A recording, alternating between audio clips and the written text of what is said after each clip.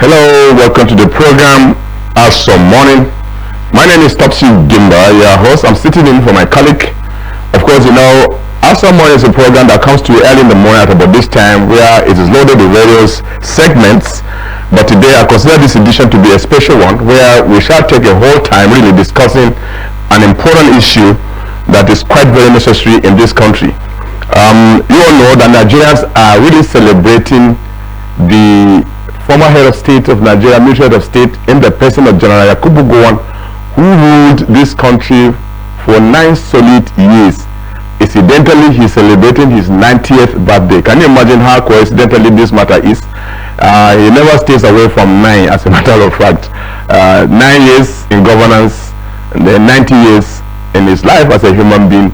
And Nigerians are really trooping out to celebrate him because this is a man who is considered to be transparent, respected, who believed in the unity of this country when he was the head of state.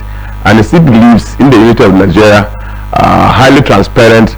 At the time he became the head of state, he was young, he was not married as at that time. Some of us, we were the babies of that time, because I didn't know when he became the head of state, and he left government while I was still in primary school. And most of us had the opportunity, by the time we were in primary school, we were learning his name, you know, when they were saying Yakubu Gowon, the military head of state of Nigeria. And you know, we used to have these riddle and jokes. They will not say G-O-W-O-N, go on with one Nigeria. So I was like, was it like because his name tallied with what was happening in the country during the Civil War? He came into power 1st August 1966, and then left government on the 29th of July 1975. And within that period, most of us who were, by the time we went into summer school, were using his name, go on with Nigeria. Was it coincidental that Nigeria was at the verge of being divided because of the Civil War, that they had to nominate him or choose him to become the head of state so that he would go on with Nigeria? I wouldn't know. But everything about him is highly coincidental, I must confess. I have with me in the studio a respected Nigerian who too is calling from the plateau, Barrister Vintin Bako.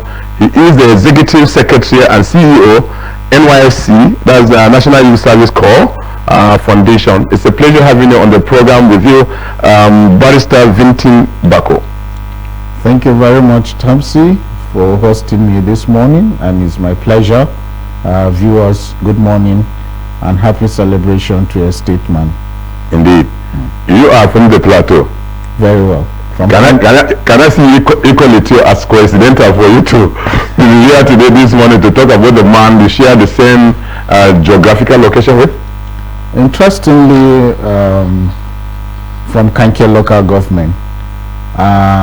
For me, as a very young person, it's a rare privilege inviting me to speak about an elder statesman like General Yakubu Gowon. I consider it a very rare privilege and a great honor to speak about the personality that looms large, a personality that represents humility, integrity, and statesmanship.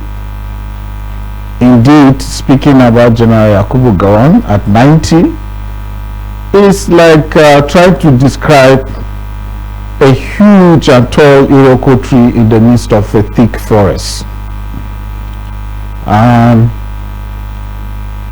So much to say about him, yet we have a lot, and time will not permit. And time will not permit, because history is huge and very rich about the great personality called General Yakubu Gowon. And indeed, I am privileged, I'm happy to share my thoughts, my views, and my understanding of a personality like him. Wow. Wow, that's quite very great. What a wonderful opening about the kind of a person we're celebrating this morning. Let me quickly just bring you to speed, those who are watching us right now on this Aso Morning.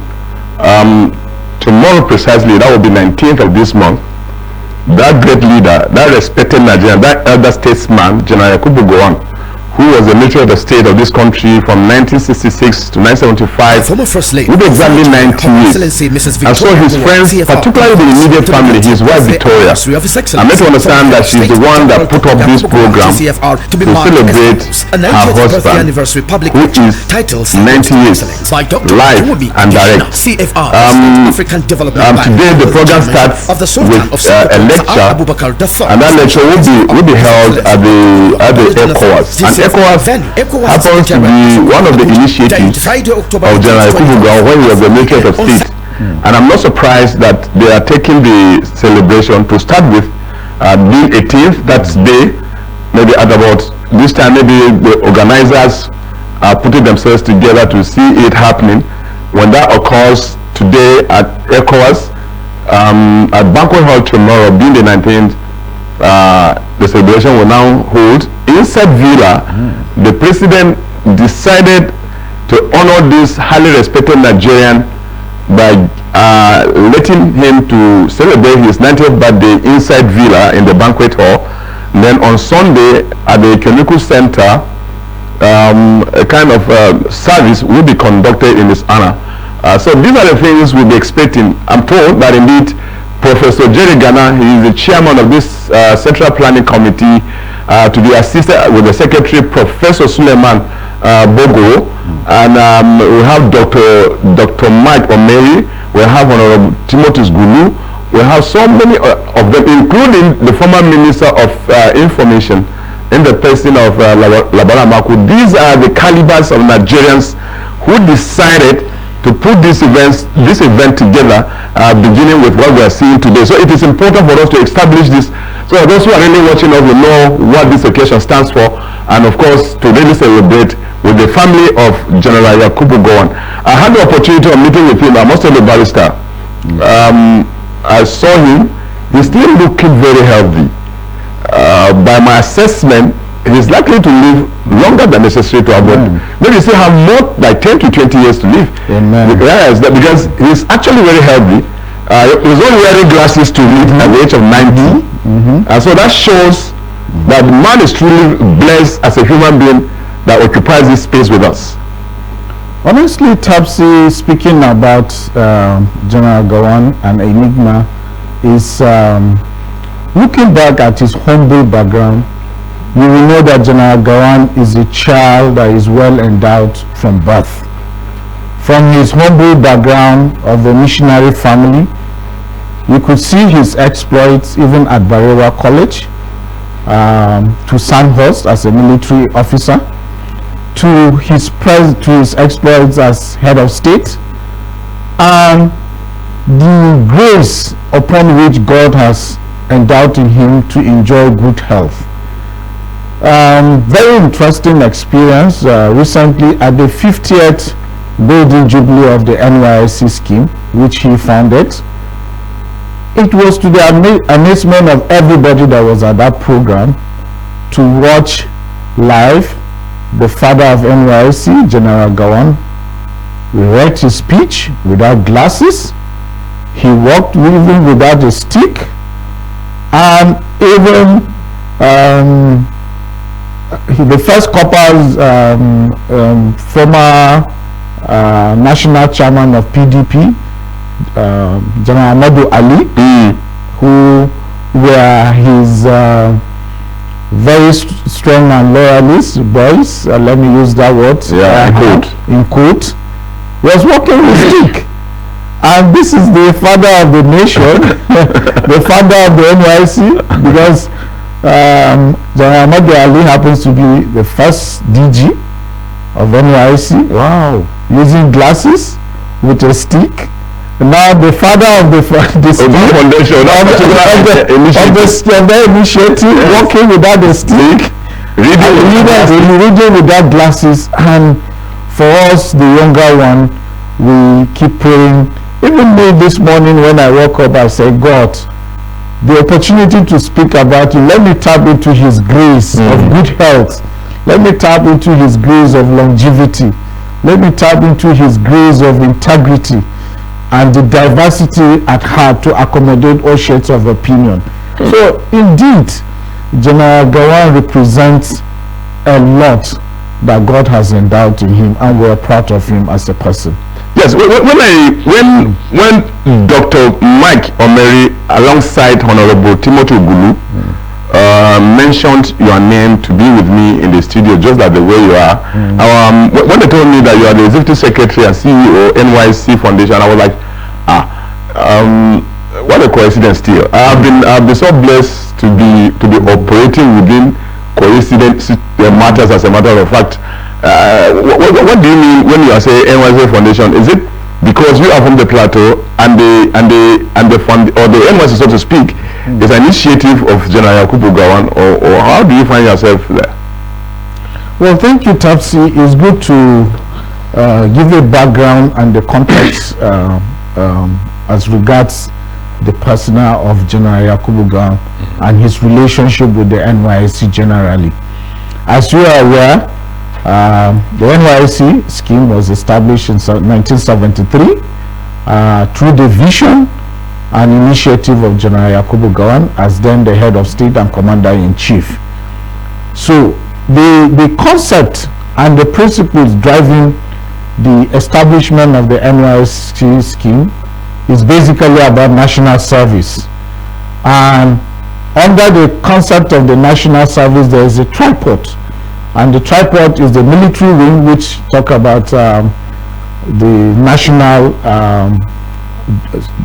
defense, and then the NYC is scheme, which is anchored on national service and unity of purpose.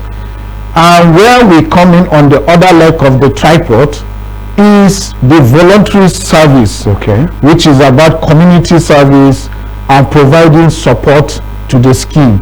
So the NYC Foundation is anchored on the third leg of the tripod, which is community service and intervention in various ways. So the foundation was established in 1999 as an autonomous body,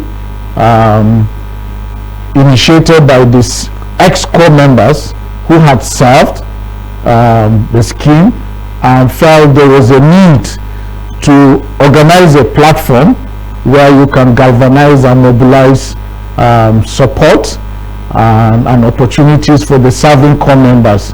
And that initiative enjoyed the support of the management scheme. So when you look at the three arm of the tripod, the military wing, which is now the driving force of the NYC scheme, and then the mandate officers itself, which deals with the core members, and then we come in at the third leg of the service to complement the driving principle, which is all about national service. So that is where the NYC Foundation is anchored, and General Yakubu Gowon is the life patron of the NYC Foundation. Is the life patron? He is the life patron. Oh, that's very impressive. Because he is the father of the scheme, and we are riding on the principles, the objectives, and the vision of the NYC scheme. Wow. If you look at the nature of the man that is called General Yakubu Gowon, he came into governance when he became the military head of state, almost at that period when Nigeria was being threatened to break away by what we know today as the Biafra, trying to break away from a country of its own, and then immediately what is called civil war erupted, and it lingered all through for closely 3 years, and I think we were told at 1970 it came to a stop.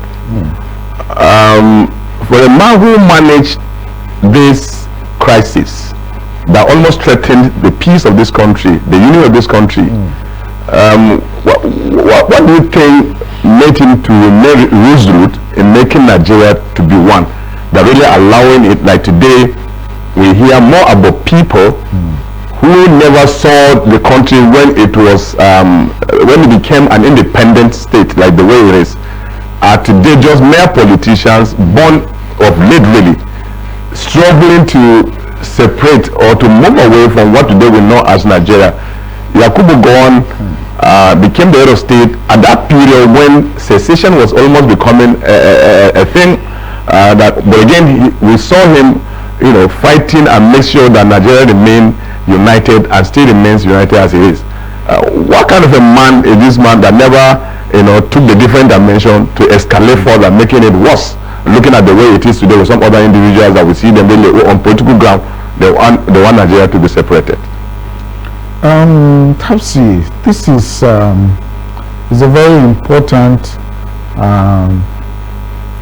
discourse about the history and the personality of General Yakubu Gowon, juxtaposing it to the Nigerian Civil War.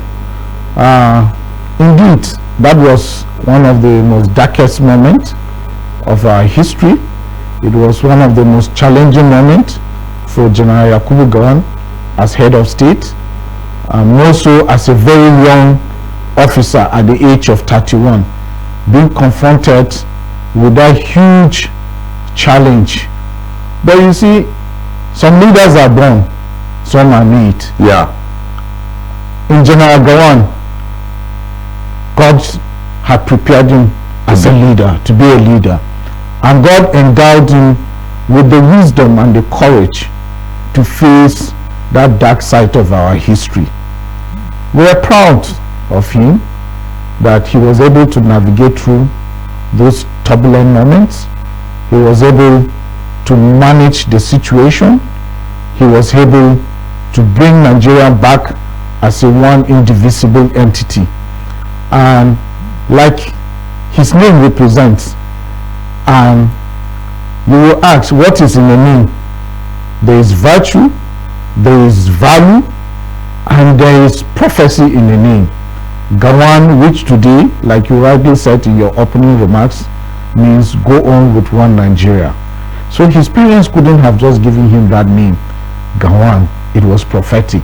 Honestly. It was prophetic, and we saw that during the Nigerian Civil War. Very sad moment, very painful experience. We thank God at the threshold of history.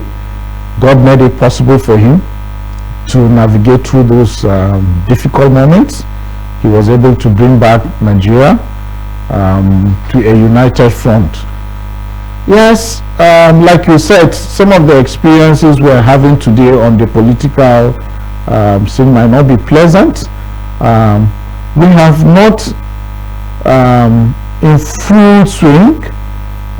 Yes, in structure and geographically we still remain a one indivisible entity. However, the contradictions and the political challenges of the moment gives a lot of concern for us to see where different voices are clamoring for division, are clamoring for breakaway. I think that is not a good development. And to have a man like General Gowon, who has put his life and everything to push for a nation building, to push for national integration, to push for national healing and reconciliation, to still be alive at 90, and then hearing discordant voices coming from different quarters. We have the Sunday Igbohos from the southwest, we have the Biafra from the southeast, we have the minority question from the middle belt, we have the crisis in the northeast and the northwest. Is not a good development for us. And I think Nigerians can honor this man by coming to a round table again, so that we have a dialogue, we have a discussion to agree and find a lasting solution to all the contending problems that is challenging us as a country.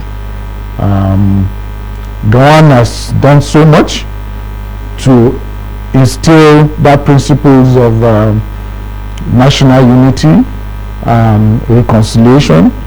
He came up with the National Pray. That was a program to bring healing as well.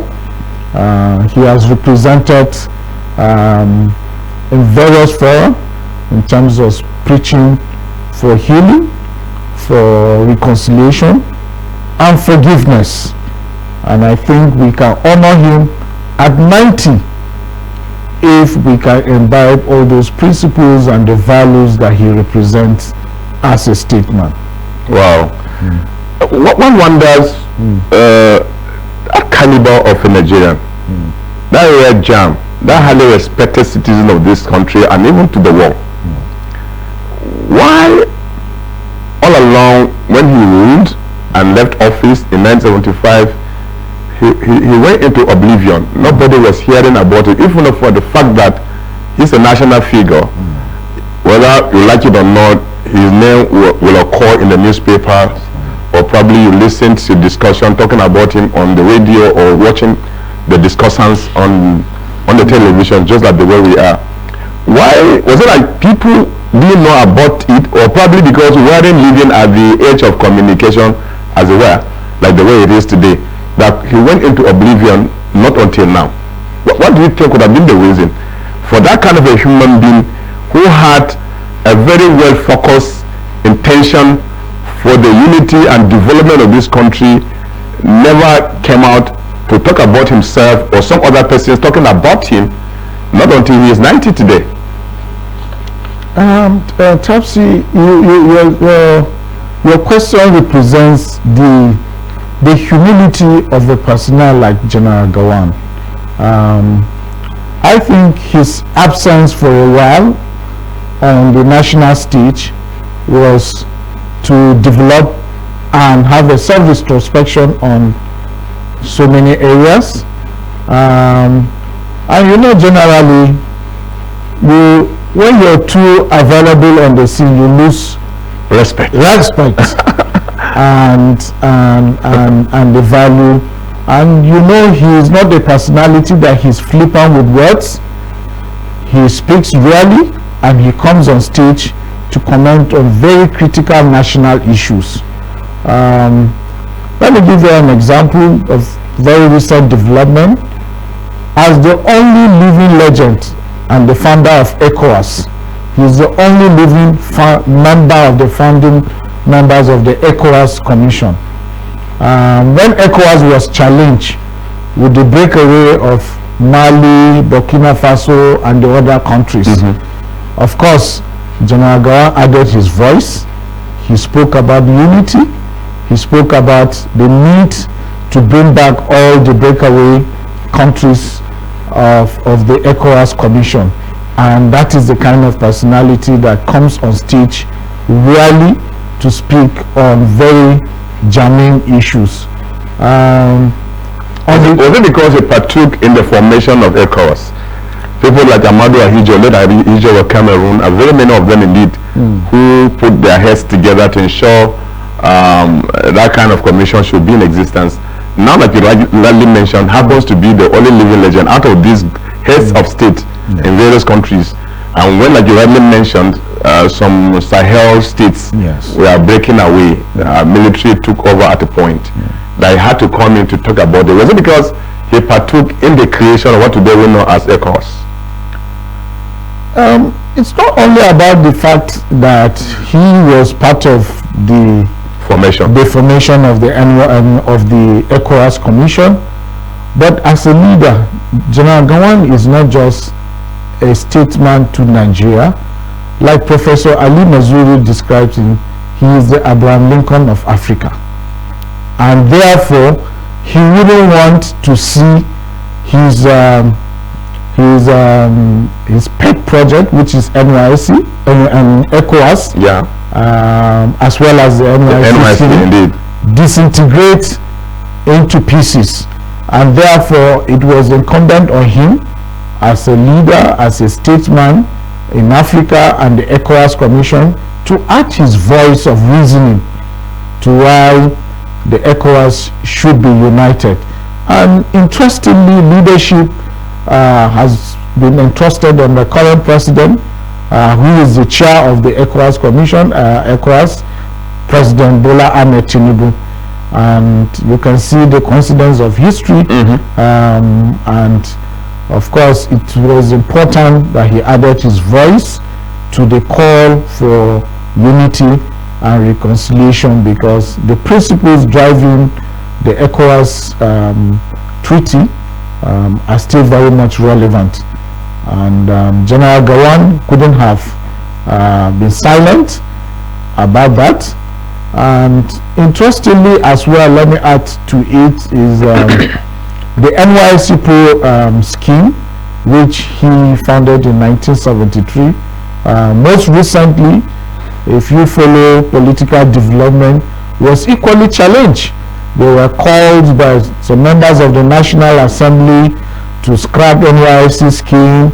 To some people were saying a number of things, but of course General Gawan couldn't have allowed that as well in his lifetime, and the importance of the scheme to be reversed as a policy decision. So he added his voice too, and thank God during the leadership of President Muhammad Buhari, he assured that he will not allow the NYSC scheme to be scrapped, because the importance and the relevance of NYSC is still very much needed. And similarly, President Bola Ahmed Tinubu has continued suit in that direction, and he is supporting the implementation of the vision of the NYSC scheme to achieve national integration and unity. Interestingly as well, General Gawan added his voice to the bill that is still pending at the National Assembly to establish the NYSC Trust Fund. We want to commend and appreciate him for a lot that he's doing to support his pet project, which is the NYSC scheme. So, of course, General Gawan is a legend. He stands tall in the international community as a diplomat. He stands tall as a statesman, promoting national unity and nation building as well. He stands tall in promoting the youth as a catalyst for change and social engineering. Wow. You know, I had that opportunity of meeting with him in one of the briefings where a reputable, renowned journalist asked him a question. Just like you rightly mentioned, Professor Ali Manzuri in his Triple H described him as Abraham Lincoln of Nigeria, of Africa, of Africa, so to speak. I think coincidentally that was the time Abraham Lincoln of America, the United States of America, was a government. And they asked him this question. He said, at the time when he became head of state in 1966 till he left in 1975, almost at about the same time, that he didn't meet with Abraham Lincoln at all, but you used to hear about him. Equally passing through, America was equally passing through this turbulent period, just like the way Nigeria was at a point in time with the Civil War. Yes. But the policies he gathered to ensure that Nigeria shouldn't break was almost the same thing with Abraham Lincoln in America, but incidentally, Abraham Lincoln was killed. He never implemented what he had in mind to do with the United States of America. Then much later, somebody offered him a book of how Abraham Lincoln managed the crisis in the United States of America. And then General Gawan said, you would have imagined, someone would assume as if he read the book so that he would now use some of the points Abraham Lincoln used to manage the crisis in America for him to do the same thing. But it never happened like that. Just an application of his own wisdom, like you already mentioned, coming up with NYC, coming up with being part of the ECOWAS formation, and ensuring that national unity remains coherent. It wasn't as if he read the book, but when he opened the pages of the book, he noticed what he was doing. That was when he left government. Was almost the same thing Abraham Lincoln had in mind. So indeed, that man is actually a man that Nigerians supposed to celebrate, supposed to respect. But the most crucial aspect of it, Barrister Vintin Bako, are we not thinking of, immortalizing him, not just creating streets? Can we form a statue and then we put that statue in a national public there, so that younger generations, because I believe people who weren't there, and very many of them, of course, didn't know who Gowon was when he was the head of state. But today he's still alive. We are celebrating him today and tomorrow and other days like that. For them to know basically who that man is. Calling for the immortalization or honoring of General Gowon is a very important and right call, and is the appropriate way to go, because like there's this this Nigerian song that I love so much that says, "Celebrate me when I'm alive, not when I'm gone." And I want to add my voice as a very young person who finds General Gowon as a very great grandfather who has benefited through his visionary leadership, through his personality, that Nigerians should honor. Not only Nigeria, ECOWAS should honor a man of his stature.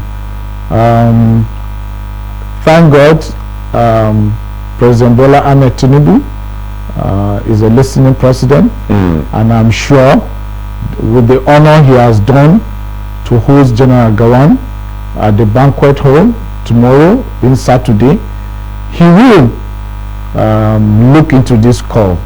General Gowon deserves a great honor because he looms large. He's a man of a large accommodating heart and a man with a very positive disposition, a man that represents the vision and the principles of a nation building. So we want to add our voice to the call by the patriots. I want to add my voice by the call that General Gowon should be honored, and we can honor him not only by naming streets, but we should identify a very huge national asset and name it after him. In Plateau too, I want to use this as well to call on the Plateau State government to identify a very great asset in Plateau to honor General Gowon as a son of Plateau. I know some years back the Traditional Council of Plateau State government did something to honor him, but I think that is not enough to celebrate a great father, to celebrate a great personality as General Yakubu Gowon. And therefore the federal government should as quickly as possible do something to honor him. We at the NYC already, the NYC headquarters is named after him as I think that's just about the most essential part of structure that I know, NYC. Yes. And this is quite inevitable. Of course, there could have been any other person to be named, if not him. Of course. But like you already mentioned, some national assets ought to have been, identified with his name, sort of. Not just naming streets. Yes. Not just naming streets. It's far beyond that. Why it is important for that to happen, really, so that Nigeria remains forever. There will be a time, most of us that had the opportunity to share this time with him, we are going to phase out too. He will go, we will equally go, and a new set of human beings will now occupy this space. Yes. And they might not know the importance of General Yakubu Gowon. At the beginning of our national history, we plunge ourselves into crisis, but again we are able to get out of it, and then we are still remaining as one. Otherwise it would have been a different story. probably I wouldn't have known you. Assuming the breakaway were to be true, I would have been in a different country. Or possibly the North Central will say equally let them become part of, let them equally have a country of their own. The North will say the same thing, and then the entire thing will disintegrate, and then we'll become strangers to ourselves, as a matter of fact. But because of his goodwill, his nature that you rightly mentioned, is a divine human being created by God to actually carry out what he succeeded in doing and is still doing, as a matter of fact. Yes, Topsy, you see, talking about honoring General Gowon, before I come to the aspect of the national unity, we have the airport at Plateau State, Haipang. Yes. Named after him as General Yakubu Gowon International Airport. Oh, okay. Is that what it is today? As it is today. But it is just in a name. So I want to call on the federal government. Interestingly, the Minister of Aviation is doing a wonderful job in the ministry. That is why we now have good rating in terms of on the aviation facilities. I want to add my voice that to honor General Gowon, the federal government should look into the Haipang Airport in Plateau State, which is named after him as Yakubu Gowon International Airport. But truly, there is nothing international about the facilities. Okay. The facilities are nothing to write home about. Yes. So if truly we want to achieve the name International Airport in Plateau State, Haipang, I want to use this auspicious moment of General Yakubu Gowon's 90th birthday to call on the President, Commander-in-Chief, President Bola Ahmed Tinubu, and the Honorable Minister of Aviation, Barrister Festus, who is doing a wonderful job in the aviation ministry, to please look into the airport at Haipang, Plateau State, which is named after General Gowon, to upgrade the facilities and promote it truly as an international airport, because General Gowon is an international figure and he represents a lot for us. Wow. You know, when we created, you know, before the war, I don't know, but I think Nigeria was based on regionality.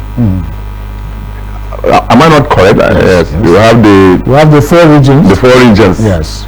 Before he now felt it was important for him to break these regions into states. Into 12 states. What do you think would have been the reason as to why this idea came to him? Was it like to weaken the regional system of government and then bringing states so that there will be rivalry, so that nobody takes control completely over a particular region, for instance? Could that have been the reason as to why he did that? No, definitely. Or is it because he wanted to bring government closer to people? Oh, of course, definitely. The idea of breaking the 4 regions into 12 states wasn't to weaken the regional government. The driving principle was basically to bring governance closer to the people, and then to address the number of minority questions. For me, looking at that, the concept where our politicians are working, restructuring, that was the idea and the foundation of restructuring that we are now talking about it in different tones and political dimensions. The creation of additional 12 states out of the 4 regions was basically the concept of restructuring of Nigeria started with General Yakubu Gowon. But because he is not the politician that he is, he couldn't run a mantra out of it as our politicians are doing today. Of course, you know, the concept, the question of restructuring, bringing governance close to the people has been a topical issue among our politicians. So the idea of creating the 12 states was to bring governance closer to the people, to address certain concerns, the minority questions as then were, and then to promote development to the various states. And you could see from that moment 12 states, we grew to 19 states. From 19 we grew to 22 or 23, then to our present 36 states. So the foundation for restructuring of Nigeria was actually started by General Gowon with the creation of the 12 states. And we are still calling for more because there are still imbalances in the system. There are still minority questions in the system. There are still discontentment in the political system. But as a leader, as a visionary leader that he is, as a statesman, he has laid the foundation, and we wish that our present leadership will consolidate and deepen on the principles and the ideas that are embedded in the restructuring of Nigeria as envisioned by General Yakubu Gowon. Wow. Is it that Southern Kaduna wasn't blessed with have been we too would have been still at the way plateau is. Southern Kaduna it's equally has a very big landmass with a huge population. You know, covering closer to about 12 states in the present days, Kaduna as it is. We were expecting, you know, bringing down development. We were expecting, as at that time, though we weren't there, we were babies. Yes. To do Southern Kaduna too would have been like a state today, where today we are considered a minority people in a lump sum kind of structure as it is. But let it be on record. I don't know if you know that the way I know, in the course of studies, being a lawyer, did you know that he was a person that came up with the idea of removing the nation's capital from Lagos to today's Abuja, where we are as we are seated discussing this program? Did you ever know about that in the course of studies? Yes, I read that, and you see, like, we laid the foundation in this opening discussion. Yeah, but you know why I'm saying this? Because I had the opportunity, he mentioned this to us, that the idea, the initiative, the concept of taking away the nation's capital from Lagos to Abuja was his project. You see, nations are built on great ideas, and he conceptualized it. General Murtala implemented it, and that is why we say today ideas rule the world. So you can't take that fact of history away from him. And like we said, he's a great leader. He sees into the future, and he puts his ideas to reality. And today Nigeria, we're enjoying the development in FCT, or the relocation of the federal capital from Lagos to Abuja as the center of unity. Is a great achievement that he was able to materialize in his lifetime. And I think General Gowon, looking back from the idea, the conceptualization of the idea, to the implementation, and to the current achievements that we are celebrating today in terms of the infrastructural development, and then the sense of belonging that the FCT gives to every ethnic identity. I think it gives him a lot of joy. For me personally, this morning, coming to your studio, and then one of your staff took me to the center point of Nigeria. Yes. Oh my God, that was a historical experience for me. Indeed. And I was asking him questions. I said, how did we come about this? And he was giving me the background, and the geophysics and the geoanalysis that were able to establish that this is the center point of Nigeria. Yeah. So truly, it's a great. If you Google it, you will find it to be true. Honestly, it's a great experience at my age to be part of this great experience, and then to have a feel of the idea that was conceived many years back by General Gawan, that today we're in FCT, and I am sitting at the center point of Nigeria to talk about a great leader like him. So relocating the federal capital from Lagos to FCT, the fact of history, you can't take that away from him. Yeah. But that one is not constantly mentioned. I'm sure in the course of study as you were growing up to where you are today, I'm sure you didn't discover that on time, did you? Well, because history is all about the ability to have great research on development. And probably who's equally writing the history. Who's writing the history, and then people write history based on their various and the injection of personal interest as well. Well, but interestingly, we have great historians like Professor Ope, who are doing a great job through the National Historical Society of Nigeria to correct some of these abnormalities. And I think at this auspicious time of his 90th birthday celebration, if that fact of history has not been documented, I think it's the right time to document that fact of history as to the conceptualization and then the birthing of the idea of moving Nigeria from Lagos to Abuja. So I believe we would want a book to be written, so that it becomes a reference point to most people who will be coming up. Oh, definitely. And I just hope if that is in the pipeline of the celebration, beginning from what we are seeing today to some other days like that. Oh, that would be a very great honor, and I will use this opportunity to charge, like I mentioned, great historians like Professor Ope. We have great historians like Professor Christian Obono. We have great historians who celebrate icons and legends.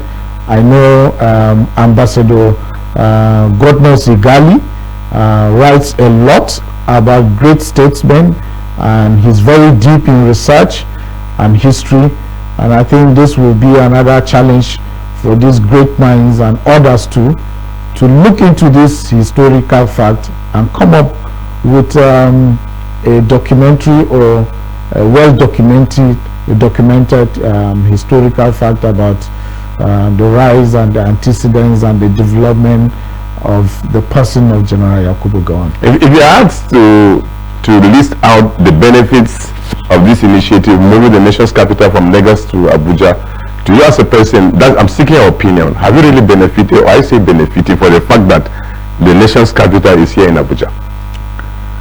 Well, benefiting about is not about the person, it's about the nation. Yeah. As an individual that operates within the nation itself. Well, as an individual, let me say yes, I have benefited, because when I was supposed to go to, if not for the fact that the FCT was created as the federal capital, probably the Nigerian Law School would have been in Lagos. Would have still been in Lagos as the only center point of professional training. But when General Abacha of blessed memory came on board, he directed that the Nigerian Law School should be relocated to Abuja as the center of the federal capital as well. And I happen to be one of the pioneer students. I was privileged to be one of the pioneer students of the Nigerian Law School in Abuja. So for me as a person, it gave me the opportunity to go through my professional training, and then coming from a very humble and humble background and state, most experiences of our lawyers that went to the law school in Lagos wasn't easy. Yes, because accommodation was a huge problem, feeding, transportation, and then the difficulty in terms of movement in Lagos. So bringing the Nigerian Law School to Abuja as the federal capital of Nigeria was a huge opportunity for me as a young student who just graduated to go through my professional training. So I was among the first sets of students that went through the Nigerian Law School in Buhari as a pioneer. So that was as far back as 1998. So I will put that in context as my own derivable benefit of relocating the federal capital to Abuja. As an individual. And that's development. And that is development. Oh, yeah. And since then, it has grown in quantum leaves, and this is where we are as of today. Wow, that's very interesting. The Barrister Vintim Bako, the Executive Secretary, CEO, NYSCA Foundation. Why has this legend, this respected Nigerian, that elder statesman, that respected person, international figure, General Yakubu Gowon, has not even shown interest to interfere in the political structure of Plateau State like any other person does? Tapsi, you need to understand. But is he from Plateau State in the first place? Because I'm told that he grew up in Kaduna, or his life was more in Zaria and still more in Zaria.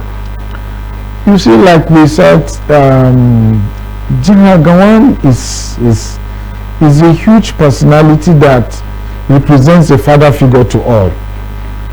And like I said, with his humble beginning, of course, historically and by birth, General Gowon is from Plateau State, Kanke local government, precisely. And that's your local government? And that's my local government. Wow. From Lul, a very small community.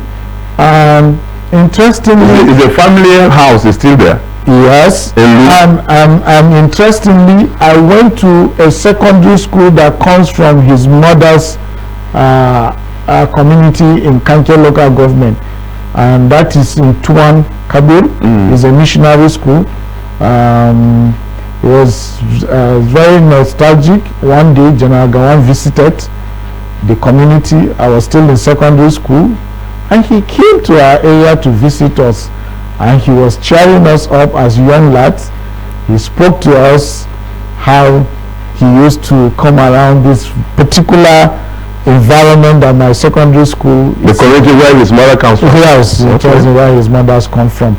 So, of course, talking about his non-intervention in the political activities of Plateau State, he is a father to all. So you don't expect him to come on stage to take sides with any political divide. And as you will know, Plateau has gone through a lot of turbulent times, right from the days of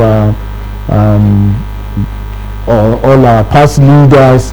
And I think the height of our turbulent moment was during the 2001 crisis of then Joshua Dare, to all the past crises that we've had in Plateau, to the state of emergency that was imposed on Plateau, and a number of difficulties.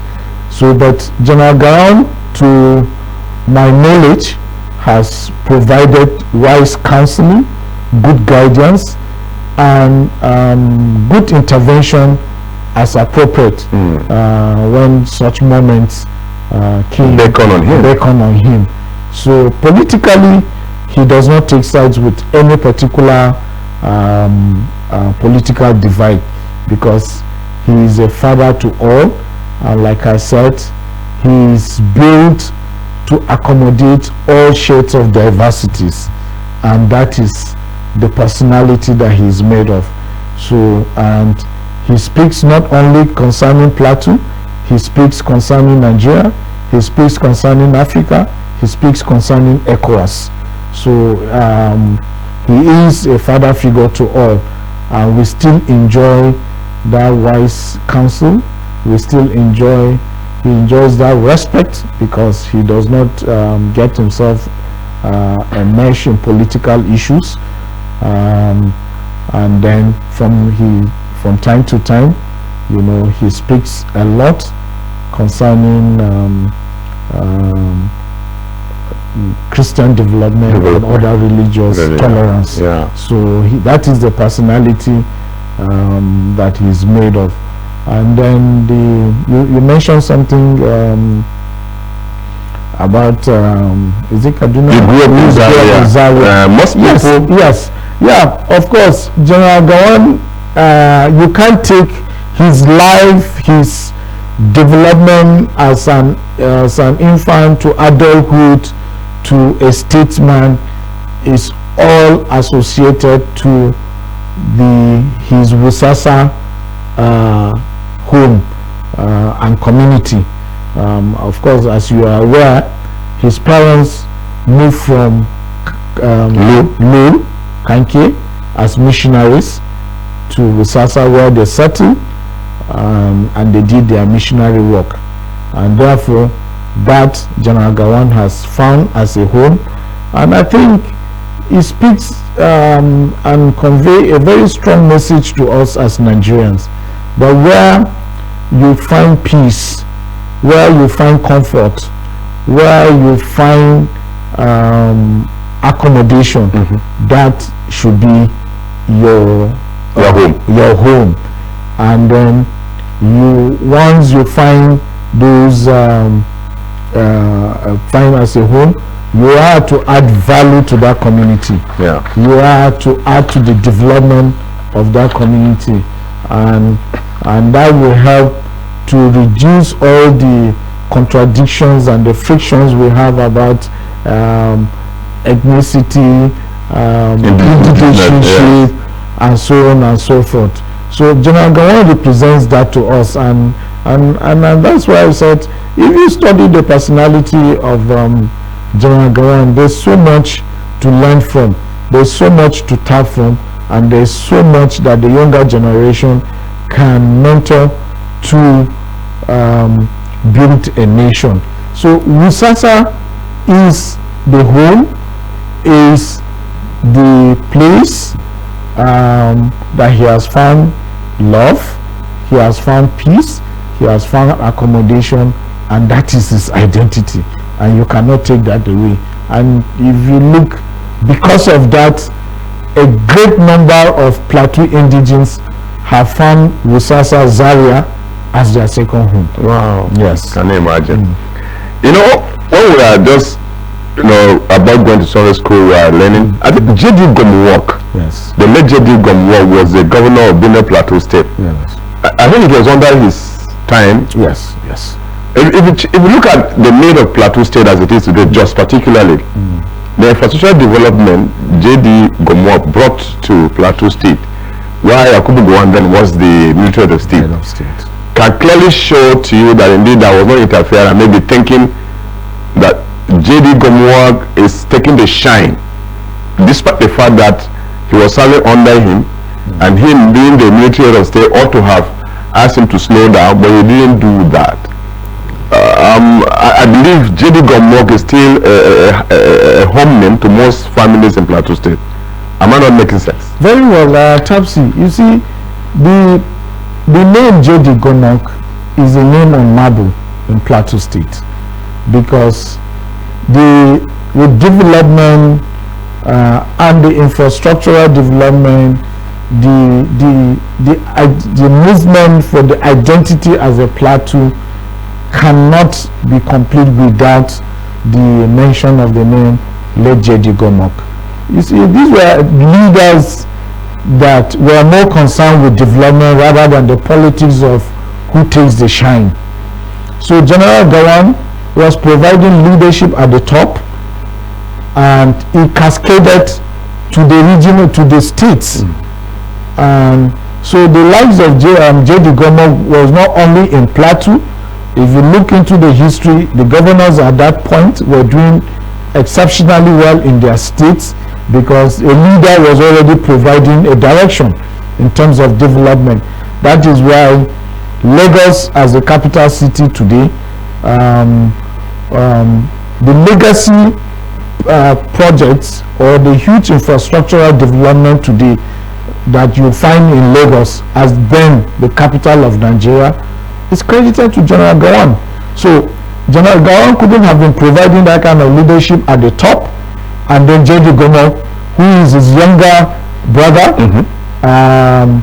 leading Plateau as then the governor, could do otherwise.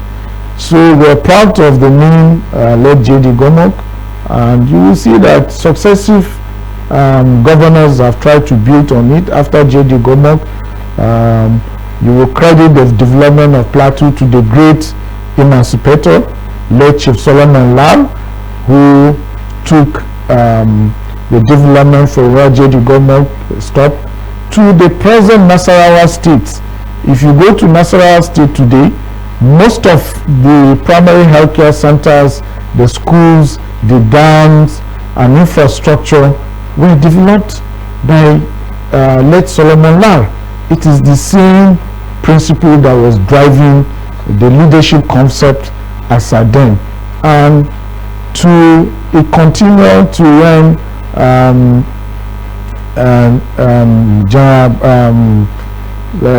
Baba Jonah David Jang, yes, consolidated on that. Of course, the past successive governments as well did their best, and to today, the present governor of Plateau State, Mutfwang, Barrister Caleb Mutfwang, whom leadership has beckoned on, is doing the same way, because you already have a template. Yeah. You already have a template of development. You already have a template of good governance, good leadership that you can't do otherwise. And so we're proud of the leaders that God has given us on the Plateau. But the foundation and the development of Plateau will definitely be credited to late J.D. Gomo. Wow. The General Yakubu Gowon, he came into power at about that time. The country had just discovered oil, though, yes, and he presided over the affairs of this country to a very large extent that there was so much money.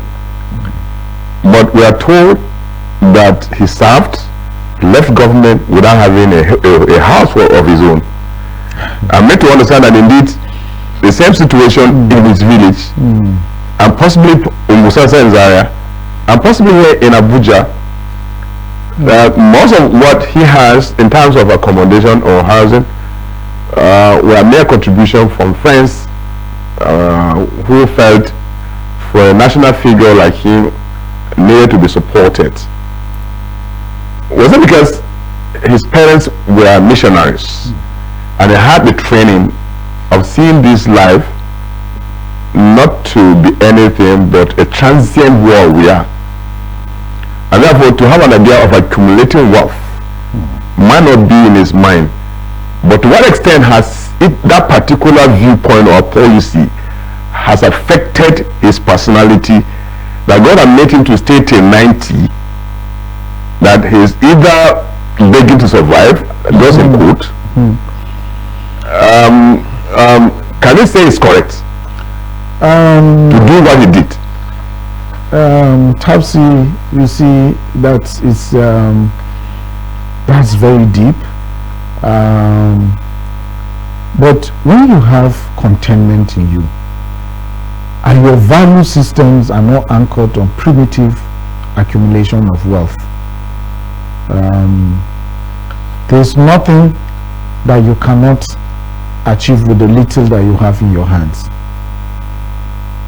Yes, General Gowon, at the prime of his career as the head of state, Nigeria was blessed with so much oil boom that at some point, in quote, declared that he said, much money. We have so much money that we don't know what to use it for. But you see, even though he denied that, yes, that's why I said in quote. Ordinarily, with the current disposition of the politicians, or even the greed that is associated with us, even the younger ones, you can never imagine that a man that was thrown at the prime of his career with so much opportunity that God has blessed the country, yet he could not take anything for himself. He was so much contented with the little and the benefits that came to him as a leader.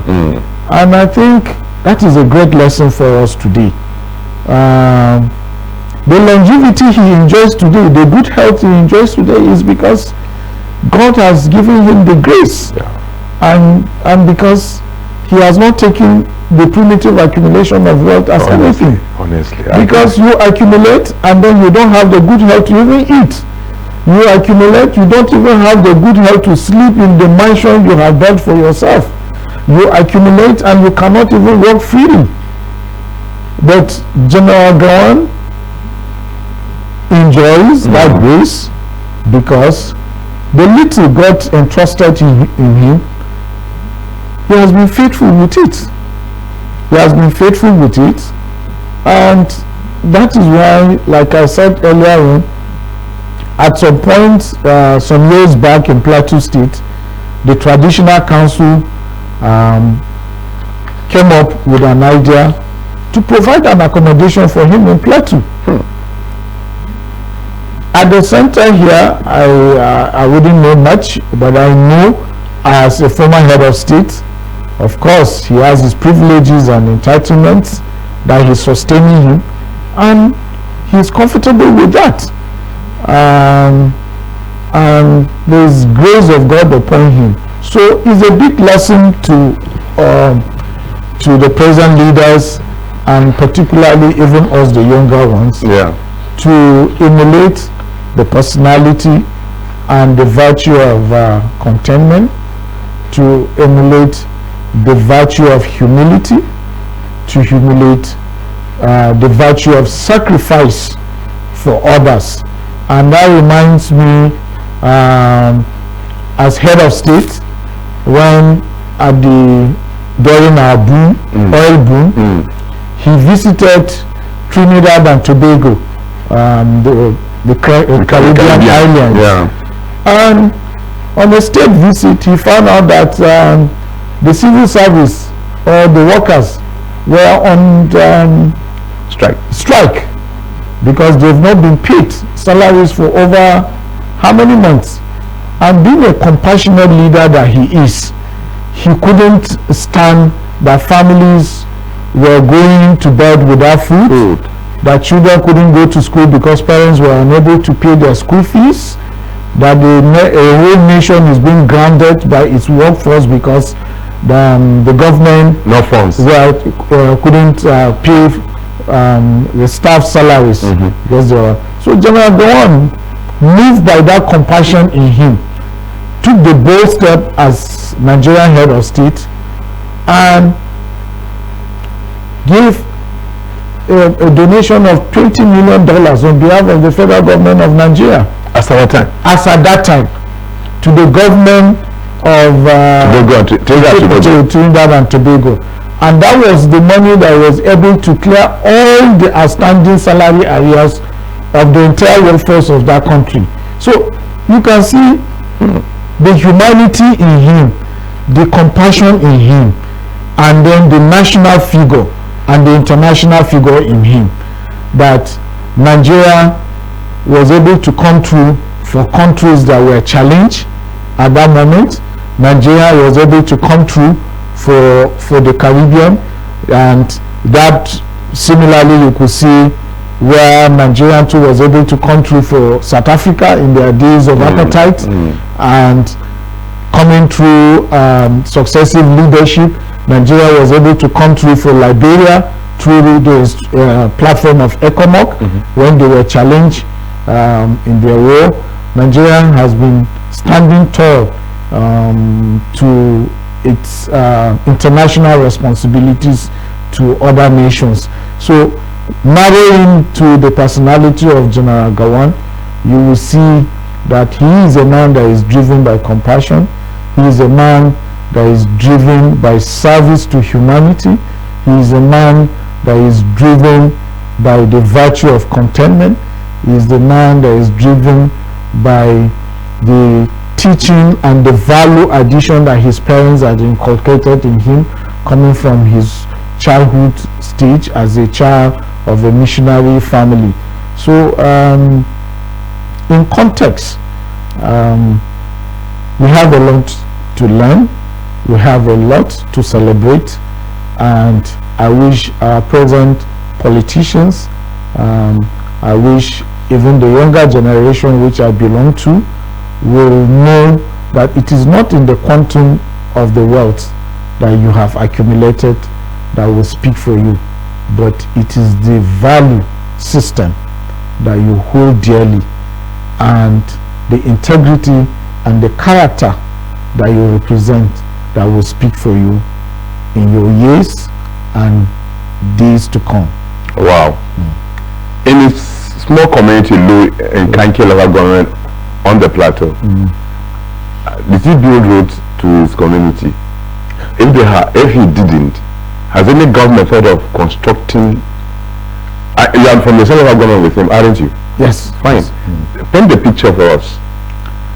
You see, like I said, Tabsi, it is only in the present context of our political development that you talk about, okay, what have you done for your community?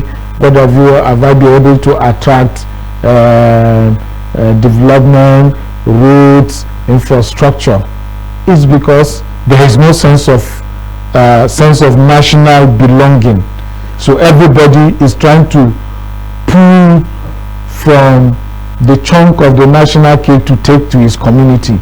But if the driving principle is about nation building, which fathers like General Gowon represent,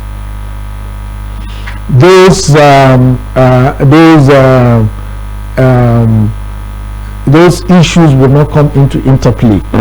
Will not come into interplay because they are now topical issues, because we are challenged in terms of development. We are challenged in terms of minority questions. We are challenged in terms of character. So everybody, when you are opportune, the next thing is that your community is waiting for you to see how you can take that to their own community. So putting it in context, me being the humble ancestral home of General Yakubu Gowon, you might not see those things as you would ordinarily want to, but I want to assure you that the value system, the value system that he represents, the integrity that he represents, the principles that he represents are well celebrated more than the infrastructure that you are calling for.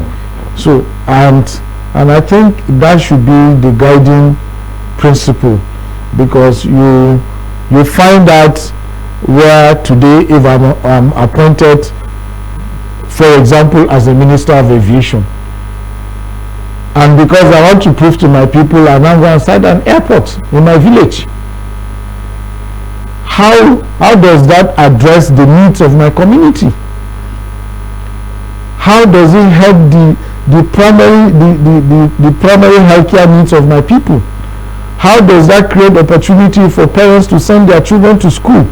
Of course, that is an elitist venture, but you see, that is the driving principle within in the minds of our politicians today, that once you're given an opportunity, you want to take that back to your community so that you will be celebrated, and tomorrow when you're not there, it becomes a moribund asset. Honestly, and government funds like the way they house to let Mobutu Sese Seko of Zaire, now Democratic Republic, of Congo.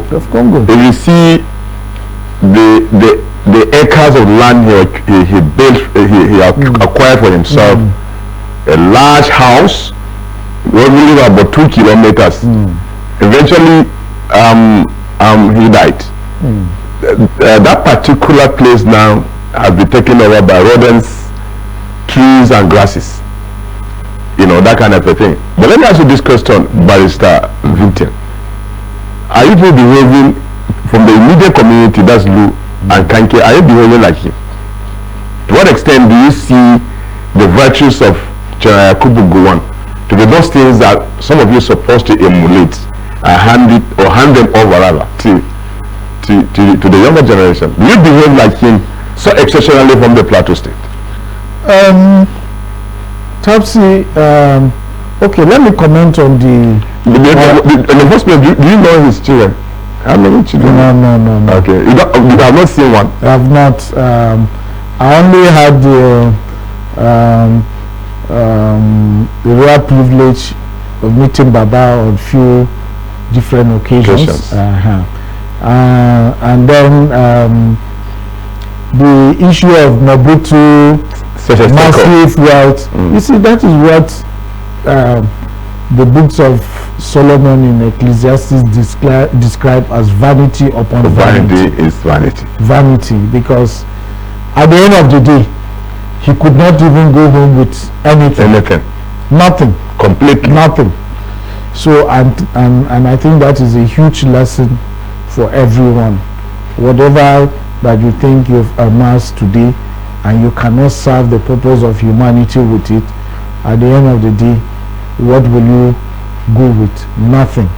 And I think that has been the guiding light of Baba, and that is why, like we said, he has lived a life of humility and contentment. And for us, coming from immediate community, Kanke local government in particular, and Plateau as a whole, if you are close to anybody from Plateau, you will agree with me for a fact that we have the spirit of contentment innate in us. It is innate in us. Sometimes you might not see it at play, but with time and with other dispositions, it comes into play. So we and that is not to say our people are generally laid back, but there is an innate spirit of contentment generally from the people of Plateau. But that's why we celebrate what God has given us. We celebrate our weather, we celebrate our Irish potato, we celebrate the acha we have, the granite and the other things, and likewise even our leaders, our political leaders, we celebrate them, because you cannot associate all the huge accumulation of wealth that can be found in other parts of the country. We've had the heydays of our generals in the Armed Forces Ruling Council. We've had great personalities that have held these countries in various positions of leadership. We've had governors that have held positions. We've had members of the National Assembly who have had great opportunities in their capacities as either senators or members of House of Reps, who have lived within the confines of the little privileges and opportunities that have come their way. So generally speaking, looking at the value system and the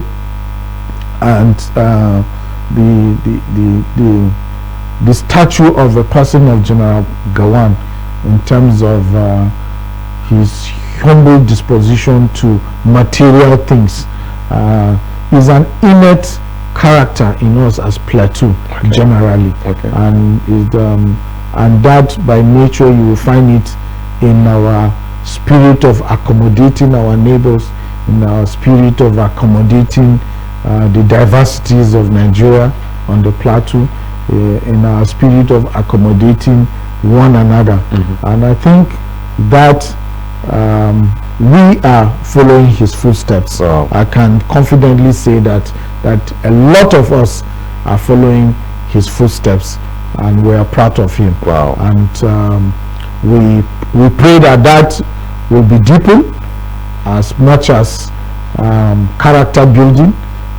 We pray that will be deepened as well as much as all the institutions of government and the institutions of the religious bodies that we have on the plateau will continue to preach, so that it will permeate down to the generations coming before. Wow.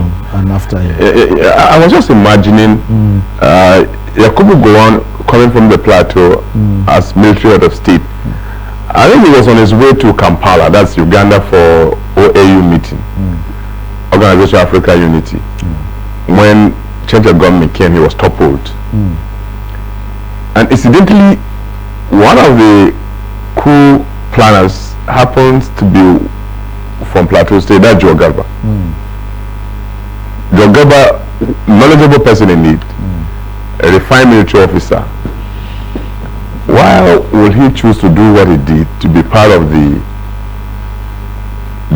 arrangement of removing Gowon, knowing very well that they shared the same progeny, environment, cool, heal and cool by the same weather, treated by the same disease if they were injured. By the same method if they were injured. Why would he choose to do what he did in the coup that took place in 1975, precisely 29th July? Honestly speaking, Tapsi, I ask you this question because you're a learned lawyer. You're a learned person. I will tell you straight away that I am not competent enough to comment on that dark side of the history.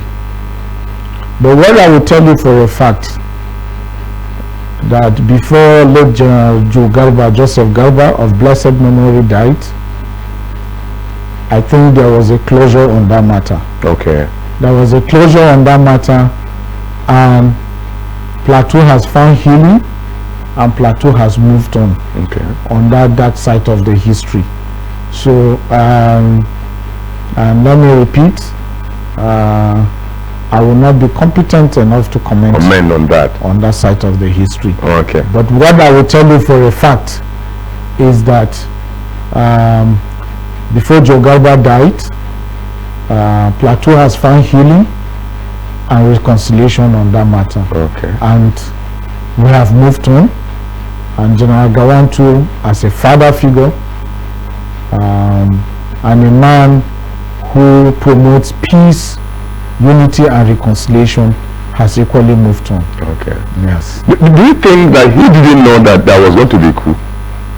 As a head of state, I believe he has security, those open who will be on uniform and then the undercover. You mean he was not aware of that? And why did he choose to just give up like that, sort of? Was it because he was afraid of really plunging the country again back to civil war? Was saying, let me now become insatiable in nature to continually to remain in power? Like the rest of them will even I'm sure like your Jugu, who actually brought the idea of this civil war, wanting to pull out from Nigeria and create Biafra. I'm sure if Ojugu were to be Gowon, who succeeded to scuttle the idea of Biafra, he would have jailed him or probably killed him. That was what I mean. Tapsi, you know, in every leadership position, there are bound to be let me use internal tremors, movement on the ground, readjusting themselves. and then even in our small offices, you have those kind of contradictions. But I think the most interesting aspect of that side of the history is how did General Gowon react to the change of government while he was away in Kampala. I think that is what it's more significant, is more historic, and is of great relevance to us at the moment as we celebrate him at 90. Because this was a man that was away on a national assignment on an international platform in Uganda, and there was a change of government. And what struck everybody and reverberated all through the international community was the national drive in him. Yeah. That General Gawan came out and issued a press statement accepting the change of government, calling for Nigerians to accept and be loyal to the government of the day as at then. And I think that is more significant for us to celebrate, that he put the nation first above his personal interests. And you can only liken that to the repeat of history, where a younger leader of his great kind, in the person of Goodluck Ebele Jonathan, demonstrated that virtue when history beckoned on him at the election in 2011, Yeah. where Goodluck Ebele Jonathan came out and conceded defeat and declared publicly, to the amazement Well, that was of the 2015, yeah, 2015, that the blood of Nigeria is not what his political interest. its political interest or ambition. So situate the press conference issued by General Yakubu Gowon when his government was toppled in Kampala, and his declaration calling for Nigerians to cooperate, to unite, and be loyal to the government of the, and he has accepted the change as the will of God and to move on with his life, and situate it after many years of history with Ebele Goodluck Jonathan's declaration and conceding defeat to General Buhari at the most difficult and precarious time of our national history.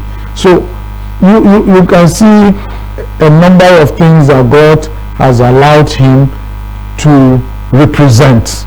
So he wasn't driven by personal interest. He wasn't driven by the ambition to stay in power. He wasn't driven by any attraction, which, assuming if he had reacted, or of course there were troops that were still loyal to him, you can imagine the conflagration that would have ensued. Honestly. But he submitted himself to the will of the nation as at then.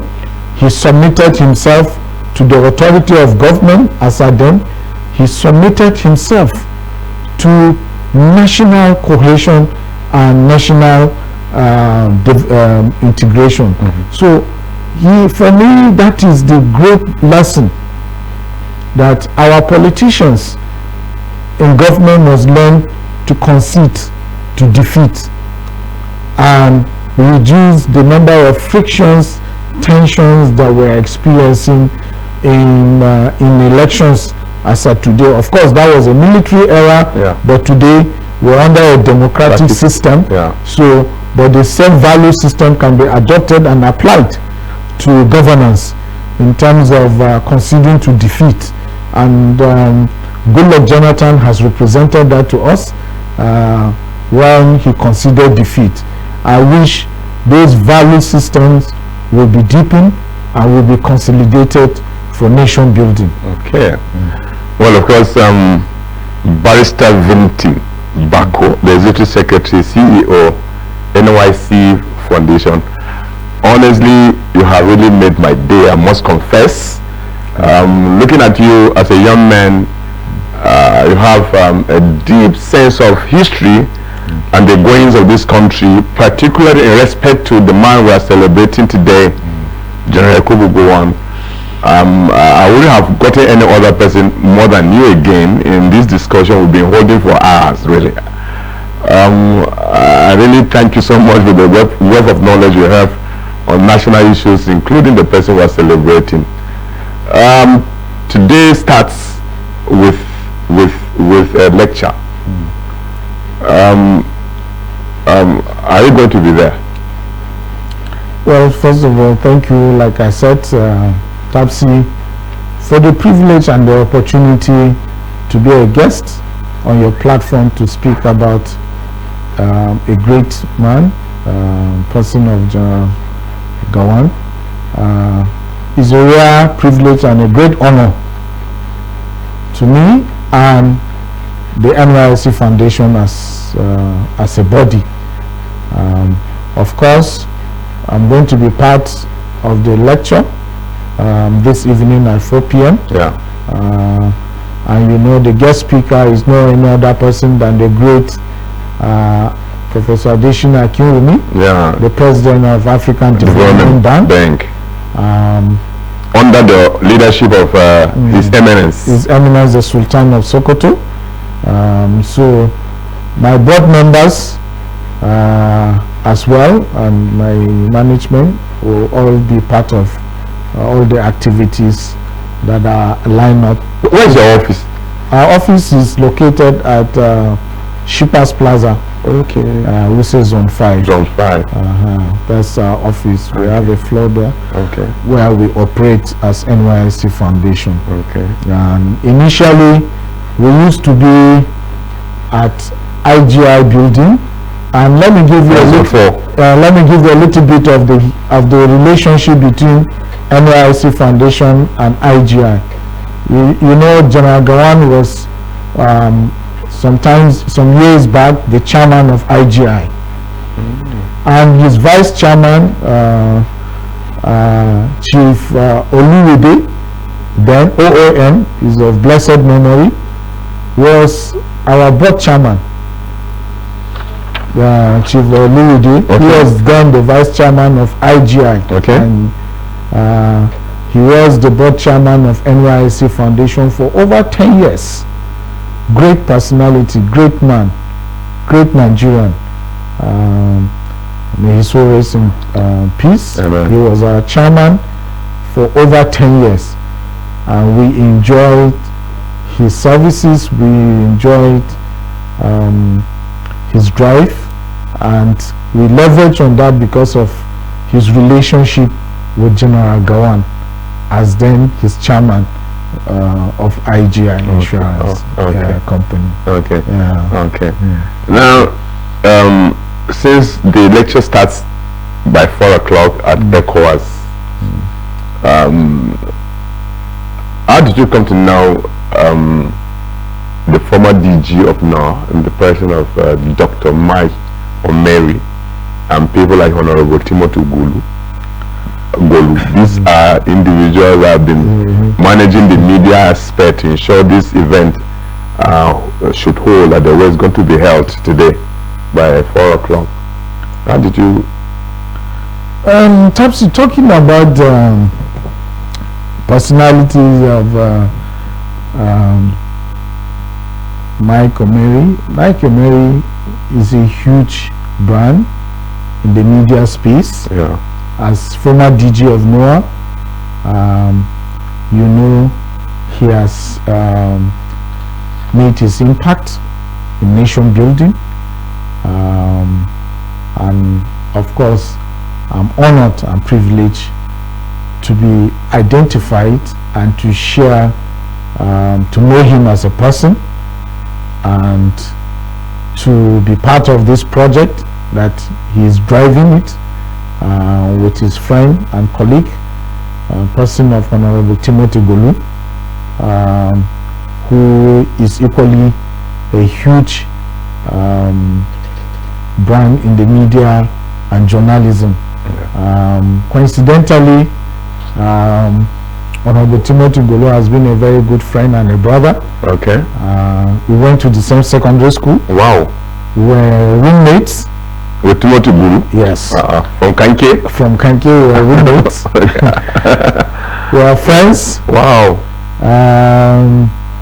And on the political side, we share a lot in common.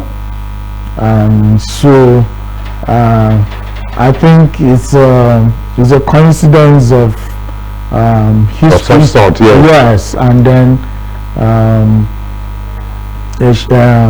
sharing of ideas together in diverse ways. So I'm really proud to be associated with them.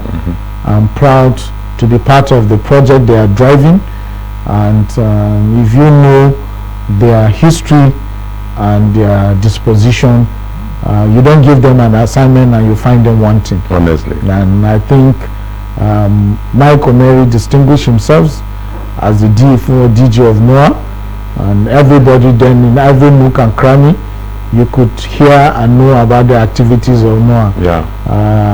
Until recently, that Sanwo-Olu, who is now the current DG, been appointed by President Bola Ahmed Tinubu, and I think he's trying to revive, to bring to the consciousness of Nigeria the activities of NOAA.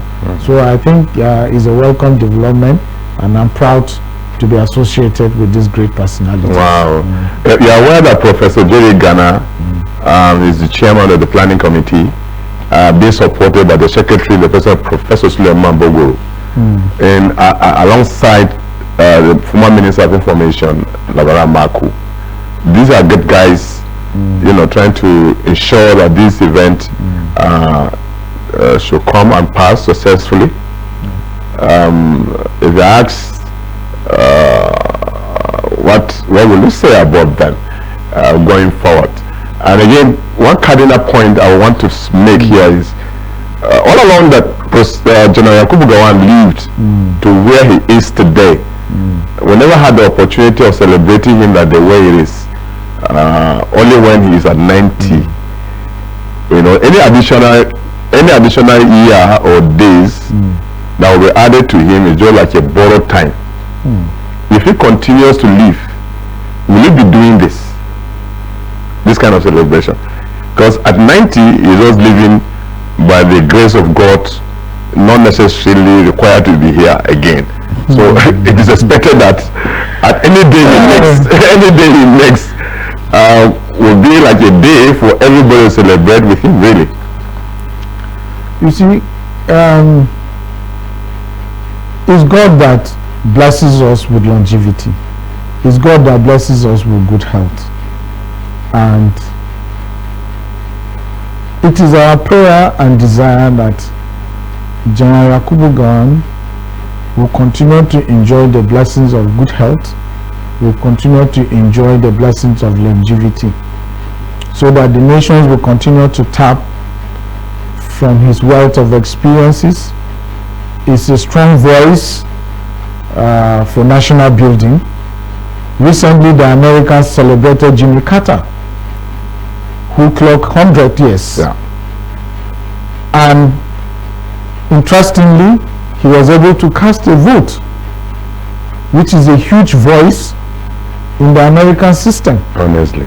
So to have a great personality of Jimmy Carter clocking 100 years, still alive, strong, being celebrated, and was able to perform his civic responsibility as a citizen of America, we look forward with the same great expectation that our father, the great General Yakubu Gowon, will live longer, so that his voice will continue to shape this country. His wisdom will continue to guide our leaders, and the leadership that God has endowed in him will continue to permeate to all the facets of our national development. So we are proud to have such a living legend. We are proud to have an icon, and we are proud to have a father figure like General Gowon at the NYSC, and likewise NYSC Foundation. So Topsy, we still need him more. We will continue to celebrate him. Yeah, he will definitely live. We will continue to celebrate him. Yeah, sure. And we will continue to pray for him. Amen. That God will continue to use him more and more and endow him with more grace. Amen. To live longer and longer for the benefit of humanity. Wow. Thank you. Thank you so very much, Barrister Vintin Bako, the Executive Secretary, CEO, NYC Foundation, partaking in this great movement for Nigeria, for Nigeria as well, to be part of what is being coordinated today, the celebration on the occasion of birthday anniversary of General Yakubu at 90. There could have been any better time than this for you to speak like the way I've just spoken. I want to thank you most sincerely for taking time to be with us, keeping away nearly everything you ought to have done today, and be talking to us on television for hours, explaining basically the fundamentals on a person that we're celebrating, General Yakubu Gowon. I thank you most sincerely for being part of this show this morning. Thank you, Barrister. Thank you too, Tapsi, and thank you for the organizers of this program for finding me worthy to speak on a great personality of General Yakubu Gowon. For me, it's a historic moment for me as a young person, that I am being identified to associate with this huge project, and I'm proud to be part of it. At the foundation, we're proud to be part of it, and I want to call on all Nigerians to please continue to celebrate a statesman, continue to pray for him for good health, for strength, and that we should inculcate the values and the virtue and the character of humility, service to humanity, nation building, and reconciliation for a greater Nigeria. Thank you, and God bless you all. Thank you, Barrister. I was surprised when you told me that Pomfa Audu. Pomfa Audu, it's a friend of mine.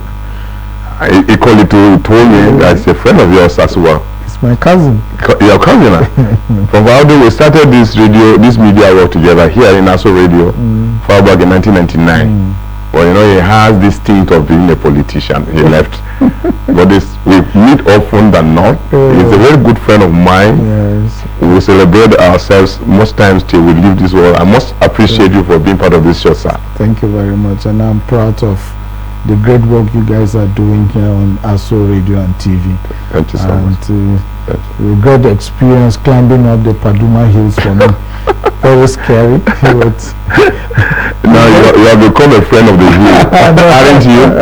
Yes.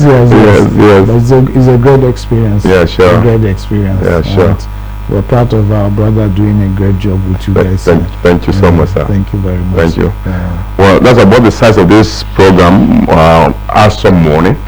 I had with me in the studio Barrister Vintin Bako, the Executive Secretary and CEO, NYC Foundation, taking time to analyze this great icon, General Yakubu Gowon, who's being celebrated today and tomorrow, as well as on Sunday, of his 90th birthday. I believe those who took time to watch us really left with an idea of something very fundamental. Those who never had the opportunity of knowing him, listening to the conversation, will not know who that man is. He's still alive. So always celebrate him. As a matter of fact, well, my name is Topsy Gimba. Today being a very big weekend in the sense that we'll be going to ECOS Secretariat, where we will now be part of the lecture that will be delivered on the 90th birthday of General Yakubu Gowon. We shall be coming back again next week with yet another sweet package. My name again is Topsy Gimba. Do have a very great day, and then bye-bye.